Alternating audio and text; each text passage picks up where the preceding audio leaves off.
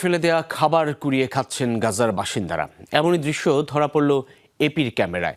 বার্তা সংস্থাটির প্রতিবেদনে দেখা যায় মেয়েকে সাথে নিয়ে ময়লার ভাগাড় ঘুরে ঘুরে খাবার সংগ্রহ করছেন 5 সন্তানের জননী আবু তায়েমা। নোংরা থেকে এক টুকরো রুটি সংগ্রহ করে সেটি ধুয়ে তুলে দিচ্ছেন সন্তানদের মুখে। গাজায় দুর্ভিক্ষের মর্মান্তিক এই দৃশ্য নাড়া দিয়েছে পুরো বিশ্বকে। ধ্বংসস্তূপের মাঝেই জায়গায় জায়গায় জমে আছে উচ্ছিষ্ট খাদ্য ও ময়লার ভাগাড়। দুর্গন্ধ ও ভনভন করতে থাকা মাছির মাঝে হন্যে হয়ে খাবার খুঁজছেন ফিলিস্তিনি নারী আবু তায়েমা ও তার 9 বছর বয়সী কন্যা। এক টুকরো রুটির আশায় ঘাঁটছেন নোংরা আবর্জনা।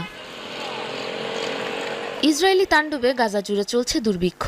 অনাহারে মরিয়া হয়ে তাই নিজের মেয়েকে নিয়ে ময়লার ভাগাড়ে ভাগাড়ে ঘুরে বেড়ান 5 সন্তানের জননী তায়েমা।